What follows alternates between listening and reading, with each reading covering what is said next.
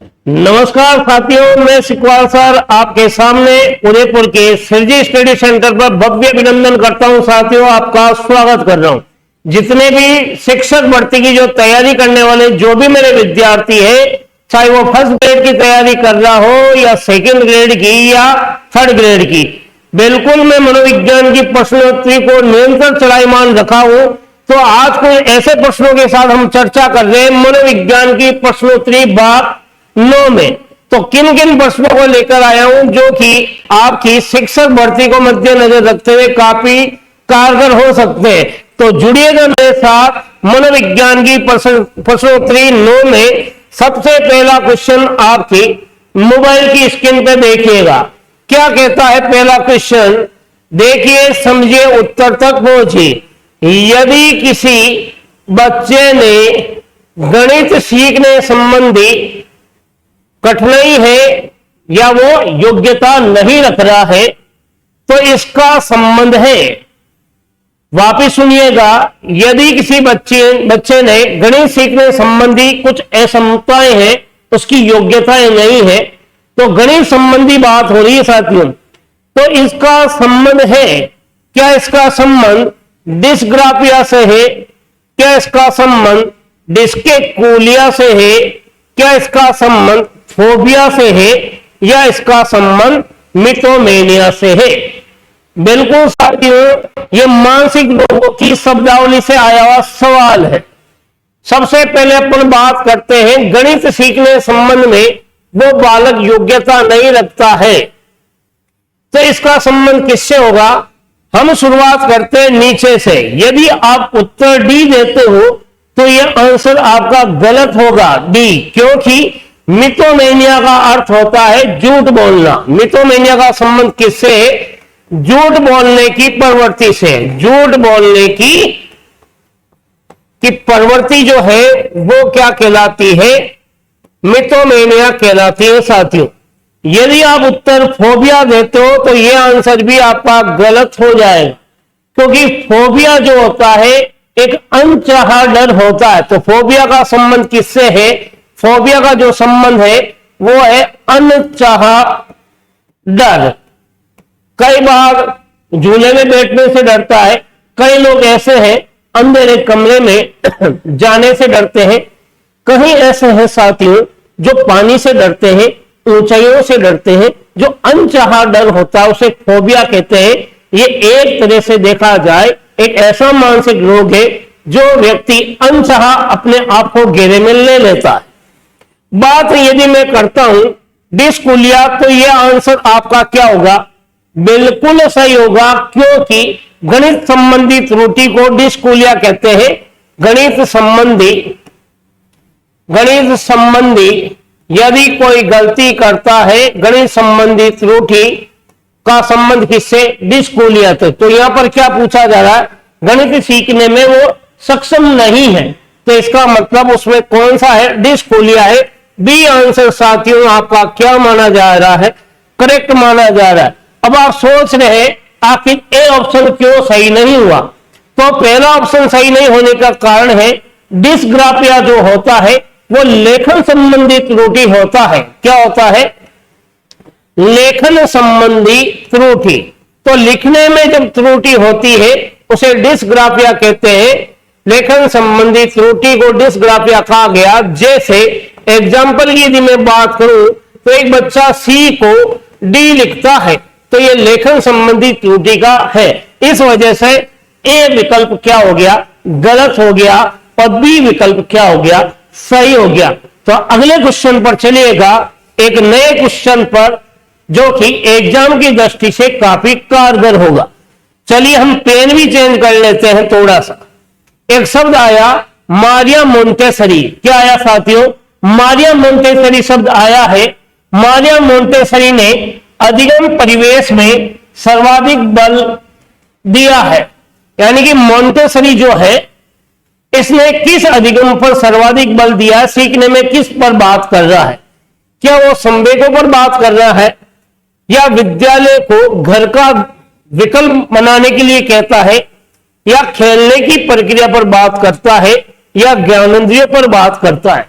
बिल्कुल हम मोंटेसरी की जब भी हम बात लेते हैं, ये मारिया मोंटेसरी वही है जिसका ये मानना है कि किसी भी बालक के या शिशु के प्रथम जो शिक्षक है, पहला जो शिक्षक होता है वो उसकी ज्ञानेंद्रिय होती है। तो बिल्कुल आप आंसर तक पहुंच गए होंगे। डी आंसर तो क्या माना जाएगा, सही माना जाएगा, क्योंकि यह ज्ञानेंद्रियों के आधार पर सिखाने की बात कहता है, ज्ञानेंद्रियों को महत्व देता है, ज्ञानेंद्रियों के आधार पर अधिगम की बात कह रहा है। अब बाकी के विकल्प क्यों गलत हो रहे हैं, क्योंकि संवेगों का जो संबंध होता है साथियों, ये आपके देखा जाए तो वाटसन से है। तो वाटसन इस बात को कहता है संवेग को लेकर। यदि विद्यालय को घर का विकल्प माना जाए तो इसके संदर्भ में हरलोक बात कहता है। क्लियर। खेलने की बात आती है तो इसके संबंध में फ्रोबेल बात कहता है, या फिर मैं यह कहूं खेल खेल में सिखाना। फ्रोबेल ने किंडरगार्टन को शब्द दिया है, खेल खेल में सिखाना क्या, किंडरगार्टन पद्धति का उल्लेख किया है। इसके अलावा खेल को लेकर बात कुक ने भी कही थी। किसने कही थी, कुक महोदय ने भी कही थी। तो बिल्कुल यहां पर बहुत सारे क्वेश्चन भी आपके साथ में तैयार हो रहे हैं। एक बार वापिस समझिएगा, मारिया मोंटेसरी ने अधिगम परिवेश में सर्वाधिक बल दिया था इंद्रियों पर। किसमें दिया साथियों, इंद्रियों पर। इसलिए शिशु की प्रथम शिक्षक उसकी ज्ञानेंद्रिय होती है, आंख, नाक, कान, त्वचा स्पर्श करके जो जिस भी संवेदनाओं के माध्यम से ज्ञान ग्रहण करता है वही उसकी क्या है, शिक्षक है। इस दृष्टि से डी आंसर क्या हो गया, बिल्कुल करेक्ट हो गया। अगले क्वेश्चन पर मेरे साथ चलिएगा, क्वेश्चन नंबर 3 काफी इंपोर्टेंट है और काफी महत्वपूर्ण भी है। देखिए क्वेश्चन नंबर 3 क्या कहता है, अधिगम का आधार है। सीखने का आधार, अधिगम यानी क्या बोला जा रहा है, सीखने का। अधिगम यानी सीखने की बात हो रही है साथियों। यहां पर सीखने का आधार किसे बताया गया है। सीखने का आधार क्या संवेग है। देखो साथियों, सीखने का आधार संवेग नहीं हो सकता है, क्योंकि उत्तेजना से क्या होता है, संवेग ज्यादा विचलित होते हैं। तो ये पहला ऑप्शन होगा नहीं। सीखने के आधार में व्यवहार का योगदान नहीं होता। अधिगम का आधार बालक भी नहीं हो सकता, क्योंकि शिक्षा प्रक्रिया में महत्वपूर्ण किसे माना गया, बालक को। तो शिक्षा से संबंधित पूछा जाता तब क्या आंसर होता, बालक।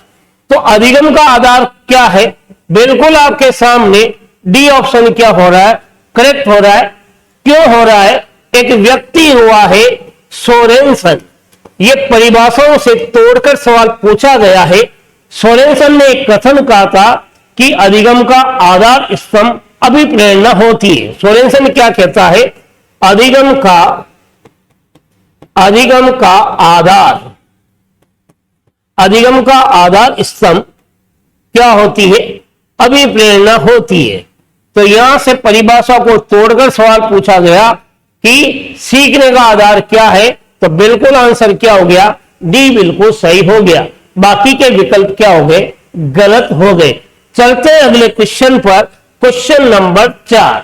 यह भी काफी इंपॉर्टेंट है क्वेश्चन, कई बार एग्जाम में पूछा भी गया है मेरे साथियों। देखिएगा, जब पूर्व अधिगम नई स्थितियों के सीखने का बिल्कुल प्रभावित नहीं करता तो इसे हम क्या कहते हैं, या ये क्या कहलाता है।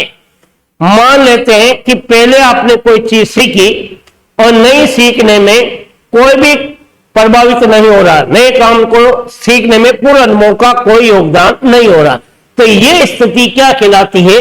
क्या सकारात्मक अंतरण है, क्या यह नकारात्मक अंतरण है, क्या यह क्षैतिज अंतरण है, क्या यह संज्ञात्मक अंतरण है। यदि साथियों आपने स्थानांतरण को सही पढ़ा है तो आप इस उत्तर तक जा सकते हो। कैसे, पहले सीखा हुआ यानी पूर्व अधिगम नई स्थितियों को सीखने में बिल्कुल ही प्रभावित नहीं करता है। यदि पहले सीखा हुआ पूर्व ज्ञान नवीन ज्ञान सीखने में सहायक होता तो आंसर क्या होता, सकारात्मक। या बिल्कुल प्रभावित नहीं कर रहा पूर्व ज्ञान, तो यह आंसर क्या हो गया, गलत हो गया। फिर यदि कहते हैं कि पहले सीखा हुआ नए सीखने में बाधकता उत्पन्न करता है, कठिनाई उत्पन्न करता है, तब आंसर क्या होता, डी। लेकिन यहां पर यह भी नहीं है। फिर बात आती सेतीज, एक शब्द दिया गया साथियों, सेतीज। बिल्कुल आप राजस्थान के लोग हैं, आकातीज के बारे में जानते हैं, लेकिन सेतीज के बारे में नहीं जानते। सेतीज का अर्थ होता है स्थिति समान हो।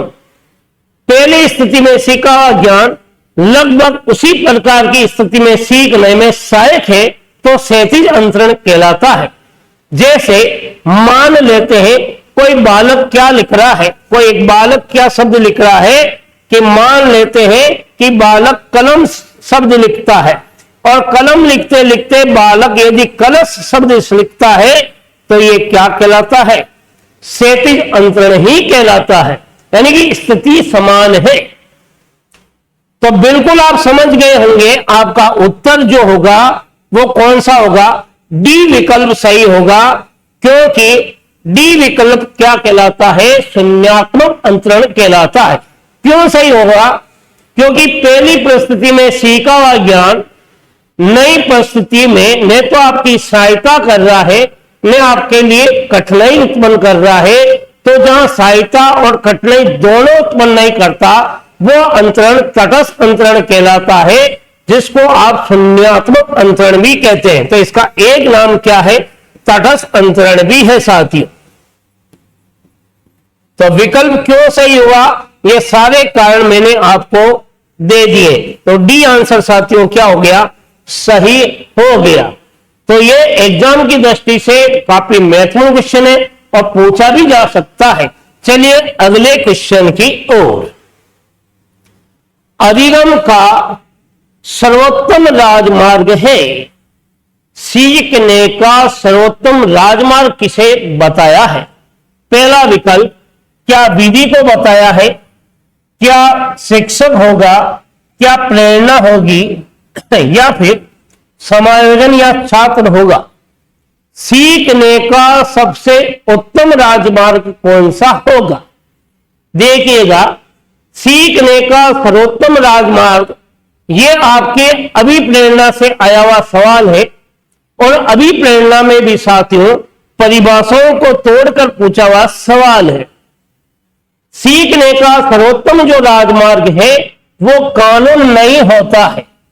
सीखने का सर्वोत्तम राजमार्ग शिक्षक नहीं होता है।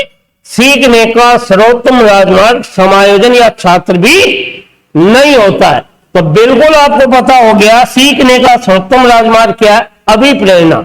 अब आप सोचिएगा किस व्यक्ति ने यह कहा सीखने का सर्वोत्तम राजमार्ग अभिप्रेरणा है, तो यह कहने वाला व्यक्ति जो था वो साथियों स्किनर था, जिसने अभिप्रेरणा को, किसको, अभिप्रेरणा को सीखने का क्या बताया, सीखने का सर्वोत्तम राजमार्ग बताया है, सर्वोत्तम राजमार्ग बताया है। तो इस कथन को तोड़कर परिभाषाओं को एक विकल्प देकर सवाल एग्जाम में पूछा गया है।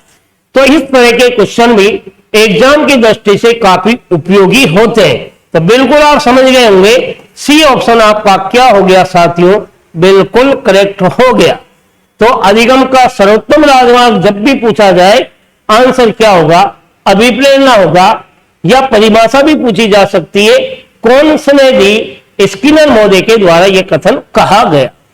चलिए अगले क्वेश्चन की ओर।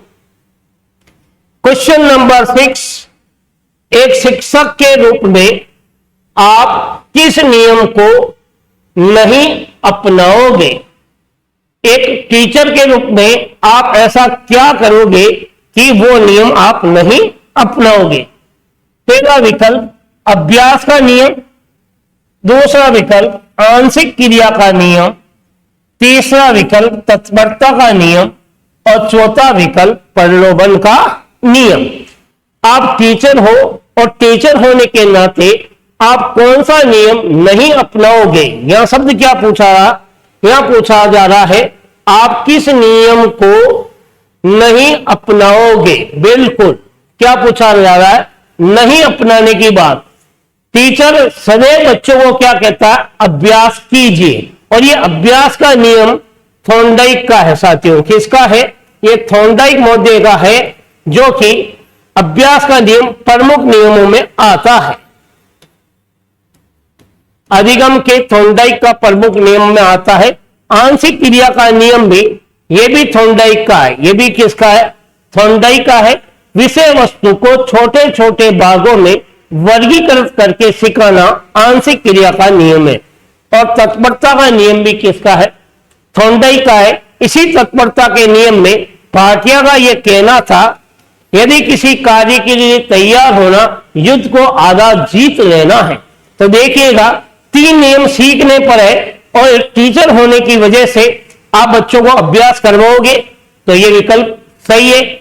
आंशिक क्रिया, विषय वस्तु को छोटे छोटे भागों में बांटकर पढ़ाओगे टीचर के रूप में, बिल्कुल पढ़ाएंगे। बालक को सीखने के लिए तत्पर करोगे, बिल्कुल करेंगे। क्या बालक के प्रलोभन की यदि अपन बात करें, क्या शिक्षक को प्रलोभन, यानी कि एक शिक्षक के नाते आप किस नियम को नहीं अपनाओगे? आपको कोई पैसा देता है तो इस नियम को अपनाओगे क्या आप लोभ के वशीभूत होकर शिक्षण नहीं कराना पसंद करोगे? तो बिल्कुल यह आंसर क्या हो गया? यह आंसर क्या है? किस नियम को नहीं अपनाएंगे? प्रलोभन के नियम को हम नहीं अपनाएंगे। ये नहीं अपनाने की बात कही, इस वजह से डी विकल्प क्या हो गया? बिल्कुल करेक्ट माना गया है। अगले क्वेश्चन पर चलिएगा, क्वेश्चन नंबर 7। ध्यान से समझिएगा, कई बार एग्जाम में यह सवाल पूछा हुआ है। क्या शब्द है? एडी और एचडी। एडी एचडी का संबंध है। अब आप सोच रहे हैं ये एडी और एचडी होता क्या है? बिल्कुल ये मानसिक रोगों की शब्दावली से ही क्वेश्चन पूछा गया। क्या एडीएचडी गणितीय गणना होती है? क्या एडीएचडी उच्चारण संबंधी गणना होती है? क्या एडीएचडी अवधान संबंधी गणना होती है या लेखन संबंधी गणना होती है? तो हम ये 4 विकल्प है, इसमें कौन सा विकल्प है जो एडी और एचडी से संबंधित है? एडी को एचडी मान लेना या एचडी को एडी मान लेना, ये किससे संबंधित है? यदि आप गणित की गणना करते हो तो यह आंसर आपका विकल्प क्या है? गलत है, क्योंकि इसका संबंध किससे है? इसका संबंध साथियों डिस्क के कूलिया से है। यदि आप उच्चारण की बात करें तो यह भी गलत है, इसका संबंध डिसलेक्सिया से है। यदि आप अवधान की बात करते हो तो इसका संबंध एडीएचडी से है, तो यह विकल्प क्या हो गया? सही हो गया। और लेखन की बात करते हो तो इसका संबंध डिस्ग्राफिया से है। तो आप सोच लिए होंगे आखिर कौन सा विकल्प सही है? सी विकल्प बिल्कुल करेक्ट माना जाएगा, क्योंकि एडीएचडी अवधान संबंधी त्रुटि को कहा जाता है। चलिए अगले क्वेश्चन की ओर। क्वेश्चन नंबर 8 काफी महत्वपूर्ण है, एग्जाम में कई बार पूछा भी गया साथियों। एक 8 वर्षीय बालक अपने छोटे भाई की तरह घुटने चलता है या घुटने पर चलता है, इसका उदाहरण किस युक्ति से है? एक 8 वर्षीय बालक अपने छोटे भाई बहन जो है उसकी तरह वो घुटने पर चल रहा है, तो इसका संबंध कौन सी रक्षा युक्ति से है? यह क्वेश्चन पूछा जा रहा। क्या वो प्रतिगमन कहलाता है? क्या उसका ऐसा करना विस्थापन कहलाता है? क्या ऐसा करना कोई संशय कहलाता है? क्या ऐसा करना प्रत्यागमन कहलाता है? तो देखिएगा, हम बात कर रहे हैं कौन सा विकल्प बिल्कुल सही है। प्रत्यागमन विकल्प बिल्कुल गलत है। क्यों? प्रत्यागमन का क्या अर्थ होता है? इस प्रत्यागमन का अर्थ है ठीक विपरीत होने से। ठीक क्या है? विपरीत होने से है। तो जैसे मान लेते हैं किसी के माता पिता इंटेलिजेंट है और बच्चा क्या है? मंद बुद्धि है, तो माता पिता के ठीक विपरीत संतान का होना प्रत्यागमन कहलाता है। तो यहां पर घुटने की बात चल रही है कि एक 8 साल का बच्चा छोटे बच्चे की तरह हरकत कर रहा है, तो इसका संबंध किससे है? तो ये होगा नहीं। यदि संशय की बात करते हो तो यहां पर भ्रांतिमान से संबंधित है, किसी प्रकार का भ्रम से संबंधित है। एक तरह से भ्रम होना हेलुसिनेशन का अर्थ कहलाता है। यह भी होगा नहीं, यह एक मानसिक रोग है, हेलुसिनेशन, भ्रम होना यानी कि भ्रांति हो जाना। तो भ्रांति होना, भ्रम हो जाना, उस कमरे में कोई है, यह आपका क्या भ्रम है, जबकि कोई भी नहीं। रस्सी को सत्य मान लेना भ्रम है। विस्थापन की यदि बात करते हो तो यह विकल्प भी क्या हो गया साथियों, बिल्कुल गलत हो गया। क्यों? विस्थापन में क्या होता है, व्यक्ति ऐसे व्यक्तियों को चुनता है जो उससे कमजोर हो। जैसे अपने को समन्वित रखने के लिए शिक्षक के डांटने पर घर आकर अपने छोटे भाई बहनों को पीटना विस्थापन कहलाता है। तो यह विकल्प भी क्या हो गया गलत। तो आंसर क्या हो गया, प्रतिगमन। जो वर्तमान की स्थिति हमें दुखदायी लगती है तो उसे बचने के लिए, उससे समन्वित होने के लिए हम पहले वाली स्थिति की ओर लौटते हैं। तो प्रतिगमन का अर्थ क्या है, पूर्व की ओर लौटना, पहले वाली स्थिति की ओर लौटना, यह क्या कहलाता, प्रतिगमन। और आप लोग भी इसका बहुत प्रयोग करते हो। कैसे करते हो? आपने देखा होगा कि जब भी आप किसी चैप्टर को पढ़ते हो, जो चैप्टर आपको कठिन लगता है तो आप उस चैप्टर को छोड़कर पिछले वाले चैप्टर पर चले जाते हो। तो यह मनुष्य का एक तरह से क्या है, रक्षा युक्ति, ताकि वो उस समय उनका जो मानस पटल है वो ज्यादा प्रभावित नहीं हो, वो डरे नहीं, तो अपने आप को सम्मानित करने के लिए ऐसा करते हैं। तो वापिस सुनिएगा, एक 8 वर्ष का बालक छोटे भाई की तरह घुटने पर चलता है तो वो प्रतिगमन कहलाता है। एक वृद्ध व्यक्ति बच्चे की तरह रोता है तो प्रतिगमन कहलाता है। और एक शादीशुदा महिला घर आकर सलवार कुर्ते पहनती है तो ये प्रतिगमन ही कहलाएगा। तो बिल्कुल आप समझ गए होंगे प्रतिगमन का अर्थ क्या है, वापिस पहले वाली स्थिति की ओर लौटना कहलाता है। चलिए आगे की क्वेश्चन की ओर। क्वेश्चन नंबर 9 बहुत ही जबरदस्त क्वेश्चन है साथियों, दिमाग की खिड़कियां खुलाने वाला। एक शब्द आया टीएटी, दूसरा शब्द आया सीएटी और तीसरा शब्द आया एससीटी। 3 शब्द है। टीएटी प्रासंगिक अंतर्बोध परीक्षण, सीएटी बाल संपर्कीय परीक्षण और एसएटी वरिष्ठ अंतर्बोध परीक्षण। 3 परीक्षण है और ये तीनों परीक्षण व्यक्तित्व से है। तीनों का भारतीयकरण किसने किया है? टीएटी, सीएटी और एसएटी परीक्षणों का भारतीयकरण यानी कि भारत में इसका अनुवादक या भारतीयकरण, ये जो भी पाश्चात्य दार्शनिकों के द्वारा दिए गए व्यक्तित्व मापन के परीक्षण थे, इनको भारतीय परिस्थितियों में अनुकूलन कराने का श्रेय किसे दिया गया? तो आंसर यदि आप सोचते हो निर्मला चौधरी, तो यह विकल्प गलत होगा। यदि आप रवि दत्त की बात करते हो तो यह रवि दंत नहीं है, यह रवि दत्त है साथियों। यह भी विकल्प क्या होगा? गलत होगा। यदि आप शंकर चौधरी की बात करते हो तो यह व्यक्ति ने भी भारतीयकरण नहीं किया है। तो भारतीयकरण कराने का श्रेय किसको दिया गया? उमा चौधरी को दिया गया। कई किताबों में उमा राय चौधरी भी मिलेगा। तो बी विकल्प क्या होगा?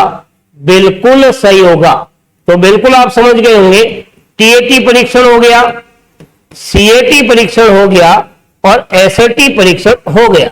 इन तीनों परीक्षणों का भारतीयकरण कराने का श्रेय दिया गया, तो वो दिया गया उमा चौधरी को दिया गया।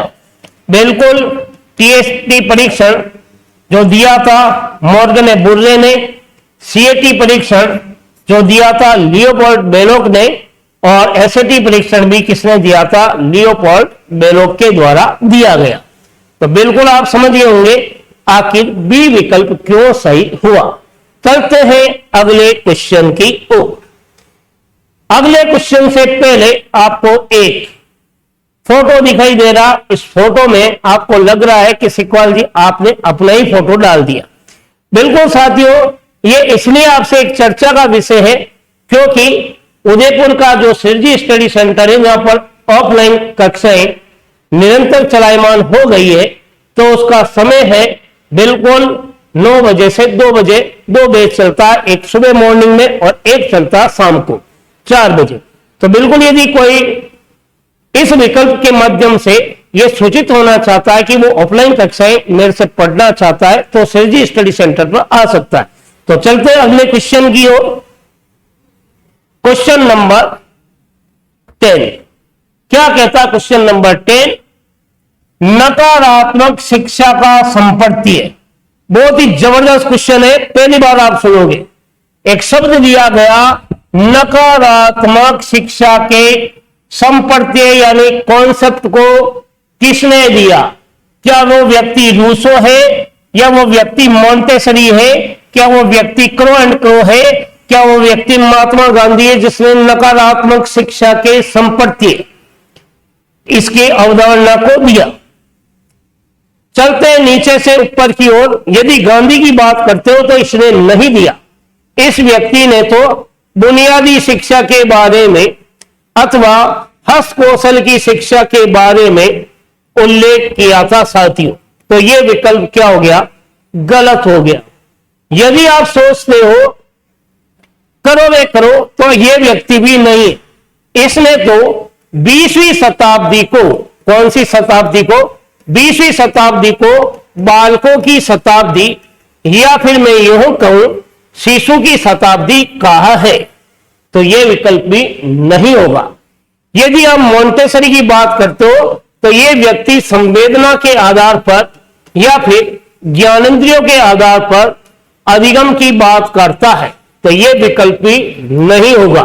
तो बिल्कुल आपको पता हो गया है, रूसो ने नकारात्मक शिक्षा के बारे में बताया।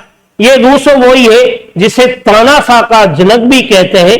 तानाशाह का जनक रूसो है। रूसो ने इस नकारात्मक शिक्षा का उल्लेख अपनी किताब एमाइल में किया है, जिसको एमिला भी कहते हैं। तो रूसो की पुस्तक जो थी वो क्या थी? एमाइल या एमिला थी। और इसे ही नकारात्मक शिक्षा के संपत्ति को समझाने का श्रेय दिया गया। तो ए विकल्प क्या है साथियों? बिल्कुल सही है। चलते हैं इसी तरह के नए क्वेश्चन की ओर। क्वेश्चन नंबर 11 काफी महत्वपूर्ण है और मार्मिक है। क्या कहता है क्वेश्चन नंबर 11? भग्नाशा संबंधी चित्र का अध्ययन सर्वप्रथम किसने किया था? बिल्कुल जबरदस्त क्वेश्चन है साथियों। हो सकता है ये पहली बार आप सुनने को मिला हो। क्वेश्चन क्या कह रहा है? भग्नाशा संबंधी ये जो चित्र है इसका अध्ययन सबसे पहली बार किसने किया? क्या वो डॉक्टर जे उदय है? क्या वो व्यक्ति वुडवर्थ है? क्या वो व्यक्ति सिगमंड फ्राइड है? क्या वो व्यक्ति रोजन विग है? देखिएगा, भग्नाशा एक मानसिक रोग है। भग्नाशा क्या है? भग्नाशा एक मानसिक रोग है। इसे हम कुंठा भी कहते हैं। भग्नाशा क्या? मानसिक रोग है। तो सोचिएगा, इस मानसिक रोग का अध्ययन सबसे पहली बार जिस व्यक्ति ने किया, पहले तो भग्नाशा होती क्या इस चीज को समझिए। आप बार बार कोशिश कर रहे हो, ध्यान से सुनना, मेरे शब्दों पर ध्यान देना। यदि आप बार बार कोशिश करते हो और आपकी कोशिश करने के बाद भी आप सफल नहीं होते हो, तब आप निराश हो जाते हो। और आपका निराश होना मनोवैज्ञानिक शब्दावली में भग्नाशा या कुंठा कहलाता है। तो बिल्कुल इस भग्नाशा के बारे में सबसे पहले जिस व्यक्ति ने इसका अध्ययन किया, और डायरेक्ट मैं उत्तर की ओर लेकर जा रहा हूं, वो व्यक्ति रोजन विग था। डी आंसर क्या है? सही है।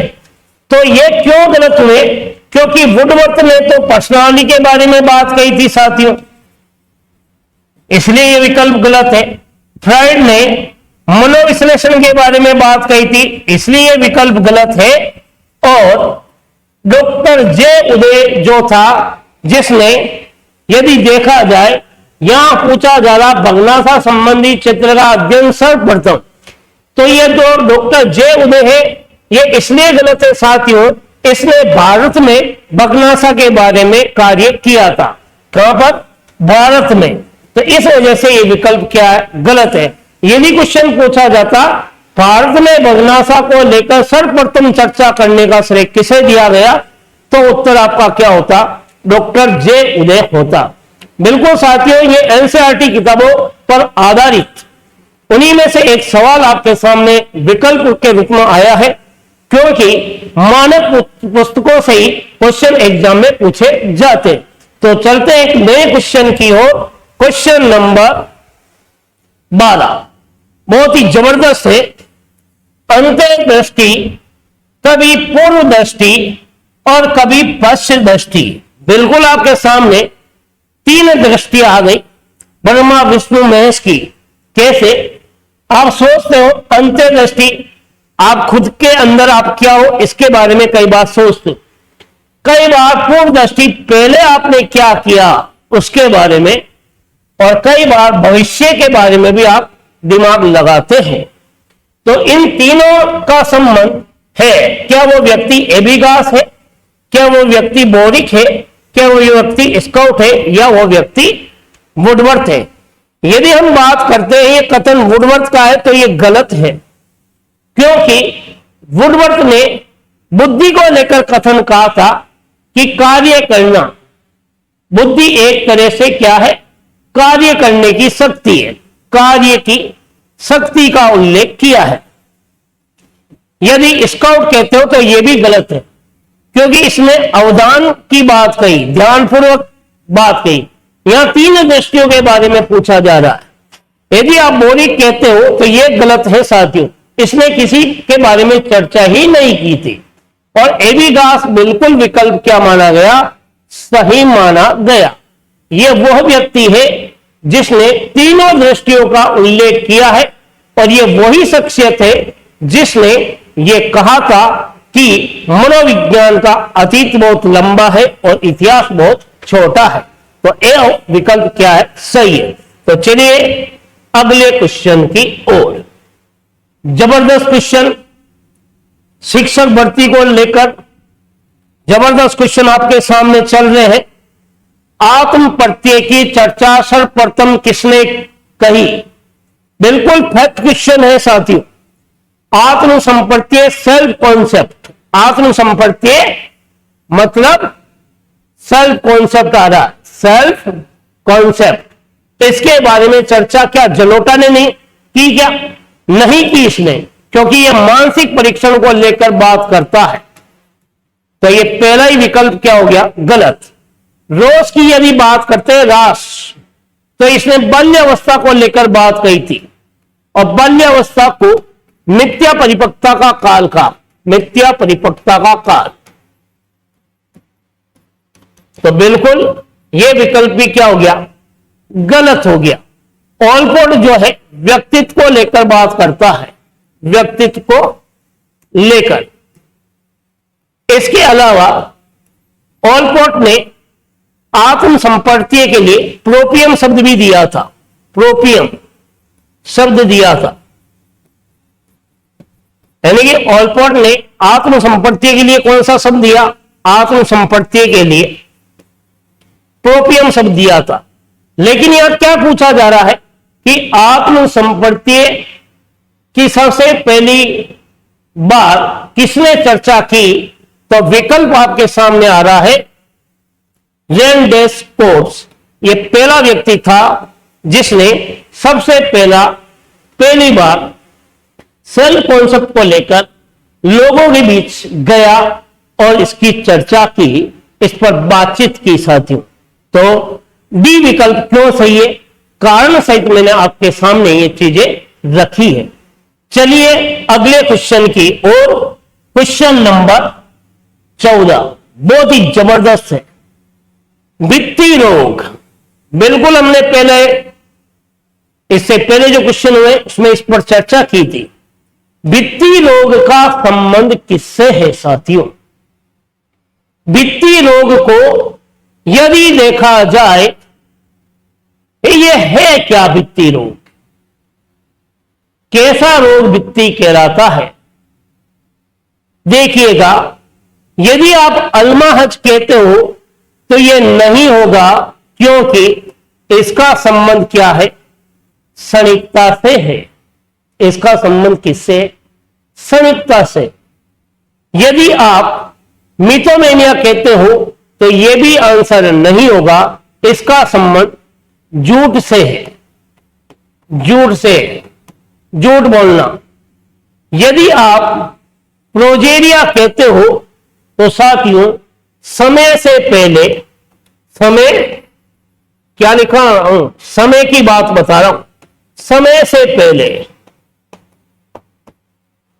क्या दिखाई देना? वृद्ध दिखाई देना। समय से पहले बुढ़ापा के लक्षण दिखाई देना, समय से पहले वृद्ध दिखाई देना, प्रोजेरिया है। यह साथियों सूर्यमुखी रोग है। तो आप समझ गए होंगे आखिर वित्तीय रोग क्या हो गया। तो वित्तीय रोग जो होगा वो फोबिया है, अनचाहा डर। अनचाहा डर, ये क्या है? वित्तीय रोग कहलाता है। कई बार एग्जाम में पूछा गया है, तो शब्दावली पर आपकी पकड़ होगी तो उत्तर तक आप पहुंच पाओगे। चलते हैं एक नए क्वेश्चन की ओर। क्वेश्चन नंबर 15 जबरदस्त है, ध्यानपूर्वक पढ़िएगा और उत्तर तक पहुंचिएगा। कैसे? निम्न में से कौन से विशिष्ट बालकों की श्रेणी में नहीं है? ये 4 विकल्प है, इनमें से कौन सा बालक विशिष्ट बालक नहीं कहलाता है? क्या पूछ रहा है?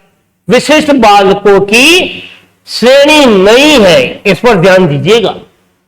पिछड़ा बालक विशिष्ट बालक है, विकलांग बालक भी साथियों विशिष्ट कहलाते हैं, और मंदबुद्धि बालक भी विशिष्ट कहलाते हैं। तो यहां नहीं है पूछा जा रहा, तो ये तीनों ही विकल्प क्या है? गलत। सीधा सा आंसर क्या है? लंबे बालक विशिष्ट बालकों की श्रेणी में नहीं आते हैं साथियों। तो चलिए अगले क्वेश्चन की ओर। क्वेश्चन नंबर 16, आधुनिक शिक्षा में मनोविज्ञान का अनुप्रयोग आधारित है। आधुनिक शिक्षा यानी वर्तमान की शिक्षा में जो मनोविज्ञान का प्रयोग हो रहा है वो किस पर आधारित है? क्या वो वर्ग पर आधारित है? नहीं, वर्ग पर नहीं है, क्योंकि वर्ग का जो संबंध होता है वो तो मापन से होता है। यदि आप ये सोचते हो वर्ग को लेकर और, तो ये निष्पत्ति पर आधारित हो सकता। वर्ग का संबंध निष्पत्ति से है। विद्यालय प्रबंधन की यदि बात करते हो तो शिक्षा के अधिकार का संबंध होता है। शिक्षा के अधिकार, तो ये विकल्प भी क्या है? गलत है।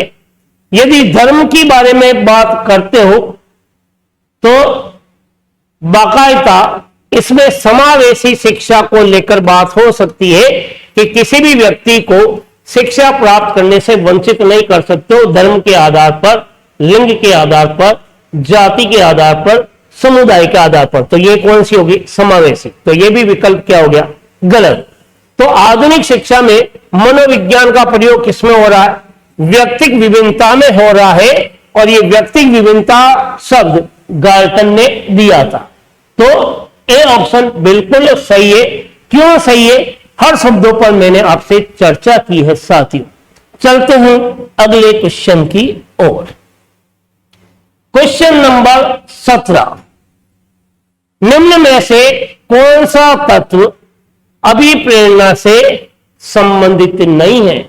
ऐसा कौन सा तत्व है जो अभिप्रेरणा से किसी प्रकार का संबंध नहीं रखता?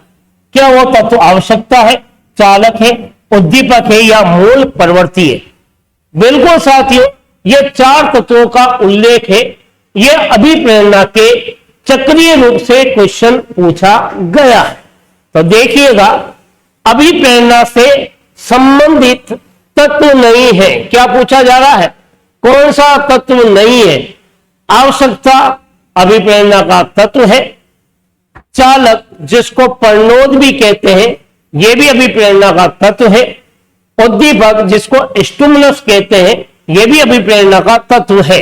यह नहीं है, मोल प्रवृत्ति नहीं है, क्योंकि मोल प्रवृत्ति जो है, इस मोल प्रवृत्ति के संपर्त्य को देने वाला पहला व्यक्ति तो साथियों विलियम जेम्स था। यहां पर एक क्वेश्चन और तैयार हो गया। मोल प्रवृत्ति शब्द किसने दिया? विलियम जेम्स ने दिया। और मोल प्रवृत्ति सिद्धांत किसने दिया? मोल प्रवृत्ति सिद्धांत जब पूछे तो आपका आंसर क्या होगा? यह सिद्धांत मैकडूगल साहब ने दिया। तो समझ गए होंगे। तो डी आंसर क्या होगा? सही होगा। यह अभिप्रेरणा से संबंधित नहीं है। बाकी आवश्यकता, चालक, उद्दीपक, तीनों का योग क्या कहलाता है? प्रेरक कहलाता है। कहते ना, आवश्यकता दूसरा प्लस चालक और प्लस उद्दीपक बराबर प्रेरक कहलाता है या प्रेरणा कहलाता है। तो देखिएगा, अगले क्वेश्चन पर हम चलते हैं।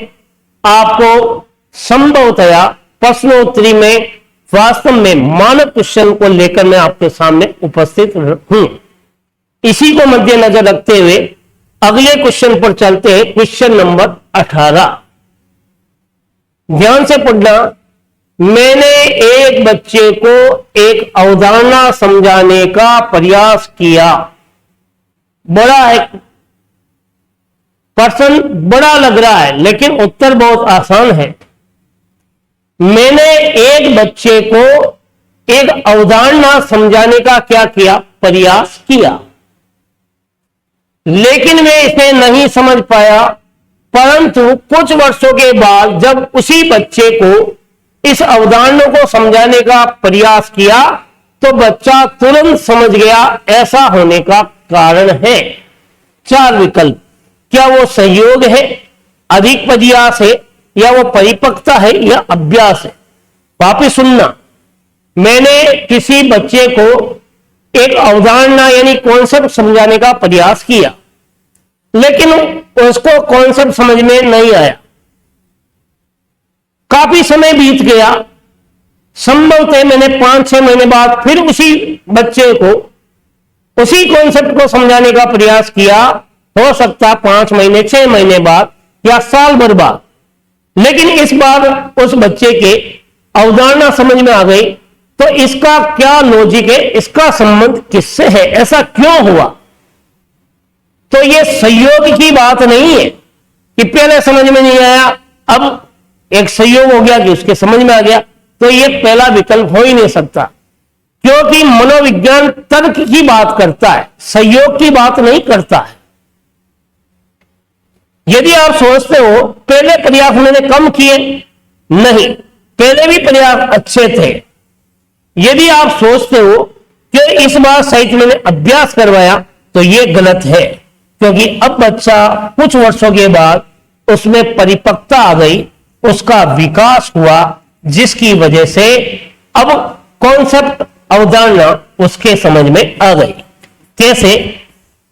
एक एग्जांपल और देता हूं। मान लेते हैं जब आप छोटे थे साथियों, यदि आपने हिंदी भाषा की बात कर रहा हूं, उसमें निबंध भी आप याद करके गए थे। आपने दीपावली का निबंध लिखा तो वो भी आप रट के गए थे, लेकिन जैसे आपकी एज बढ़ी, अगले कुछ वर्षों के बाद यदि आपको निबंध लिखने की कहा गया तो आप की अवधारणा क्या होगी? विस्तृत हो गई, क्योंकि आपके कॉन्सेप्ट क्या हो गए? क्लियर हो गए। तो कहने का मतलब आपका विकास हुआ, आपका परिपक्वता आई, इसी वजह से आप उस अवधारणा को, उस निबंध को अच्छी तरह से दे पाए हो। तो बिल्कुल आपके 18 क्वेश्चन का सी विकल्प क्या है? सही। क्वेश्चन नंबर 9, क्वेश्चन नंबर 9 अर्थात 19वां क्वेश्चन। कौन सा क्वेश्चन? क्वेश्चन नंबर 19वें की बात कर रहा हूं। बेसल वर्ष का संबंध, बहुत ही जबरदस्त है ये क्वेश्चन। बेसल वर्ष का संबंध है अधिकतम आयु स्तर के प्रश्नों को हल करना, आयु स्तर के समरूप प्रश्नों को हल करना, या ऊपर के दोनों विकल्प सही है, या फिर बालक की व्यावहारिक क्रियाओं का अध्ययन करना। देखिएगा, 2 वर्षों का उल्लेख हर जगह होता है। एक तो आता है बेसल वर्ष, क्या आता है? बेसल वर्ष। एक आता है टर्मिनल वर्ष, टर्मिनल वर्ष। इन दोनों को जब आप समझोगे तो आप उत्तर निकाल लोगे। बेसल वर्ष क्या होता है? यदि बच्चा 5वीं क्लास का है और बच्चा 6ठी क्लास के प्रश्नों को हल करता है तो वो क्या कहलाता है? बेसल वर्ष। यानी कि अधिकतम आयु स्तर के प्रश्न हल करना। और टर्मिनल वर्ष क्या होता है? बच्चा 5वीं का है, 3री के सवाल हल नहीं कर पा रहा है तो वो क्या है? अपनी नीचे की कक्षा के प्रश्नों को हल नहीं कर पाना, नहीं कर पाना। ये क्या? टर्मिनल वर्ष। क्या क्या पूछा जा रहा है? बेसल वर्ष। तो अधिकतम आयु स्तर के प्रश्नों को हल करना, यह विकल्प क्या है? सही है। समान स्तर के प्रश्नों को 5 साल का बच्चा 5 साल के प्रश्नों को हल करना, यह तो नहीं है। और ये दोनों विकल्प एक साथ हो नहीं सकते। और व्यावहारिक क्रियाओं का कोई उल्लेख नहीं होता। तो बिल्कुल फर्स्ट ऑप्शन क्या हो गया साथियों? ये बिल्कुल सही हो गया। बेसल वर्ष का संबंध इसी से माना गया। चलते हैं लास्ट और अंतिम क्वेश्चन, जो आज का जो सेशन चला मनोविज्ञान की प्रश्नोत्तरी 9 में। लास्ट क्वेश्चन क्या है ये आपकी मोबाइल की स्क्रीन पर देखिए। धारा प्रवाह का संबंध है। धारा प्रवाह शब्द जबरदस्त है साथियों। धारा प्रवाह का संबंध किससे?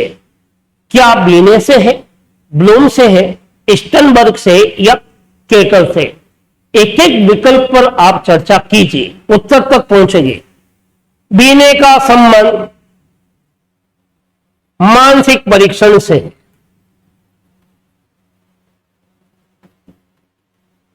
इसका मतलब यहां धारा प्रवाह का योगदान नहीं है। ब्लूम का संबंध उद्देश्य से है। यह भी विकल्प क्या हो गया? गलत। स्टनबर्ग का संबंध किससे है? धारा प्रवाह से नहीं है। क्यों? यह तो त्रितंत्र की बात करता है। बुद्धि का त्रितंत्र स्टनबर्ग के द्वारा दिया गया, तो यह भी गलत। तो धारा प्रवाह का संबंध किससे है? साथियों, केटल जो है वो धारा प्रवाह को लेकर चर्चा की है। तो डी विकल्प क्या हो गया? बिल्कुल करेक्ट हो गया।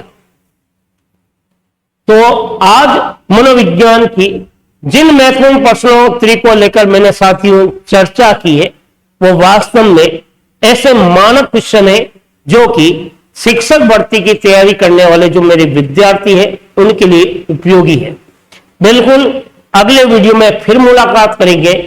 तब तक आप अपना ख्याल रखिएगा, निरंतर अध्ययन कीजिएगा और सफलता के चरम बिंदु पर पहुंचिएगा। वास्तव में साथियों, मैं बिल्कुल इसमें लेस मात्र भी संदेह नहीं है, जिस दिन आप सफल हो जाओगे उस दिन जो आनंद का जो पर्व रहेगा आपके जीवन में, वो उसको देखने की यदि बात करें तो आपसे ज्यादा कोई भी प्रशंसित नहीं होगा। यदि आपको ये वीडियो पसंद आया हो तो इसको ज्यादा से ज्यादा शेयर कीजिएगा, लाइक कीजिएगा। यदि आप उदयपुर के सिरजी स्टडी सेंटर पर ऑनलाइन और ऑफलाइन दोनों सुविधाएं आपको उपलब्ध मिलेगी। मनोविज्ञान के कॉन्सेप्ट को यदि आपको क्लियर करना है, मनोविज्ञान विषय पर आपको पकड़ रखनी है, तो इसके लिए सिरजी स्टडी सेंटर उदयपुर का दरवाजा सदैव आपके लिए खुला है। मैं सिकवाल सर एक बार पुनः आपका धन्यवाद और आभार व्यक्त करता हूं। निरंतर अध्ययन कीजिएगा। Thank you. जय हिंद, जय भारत।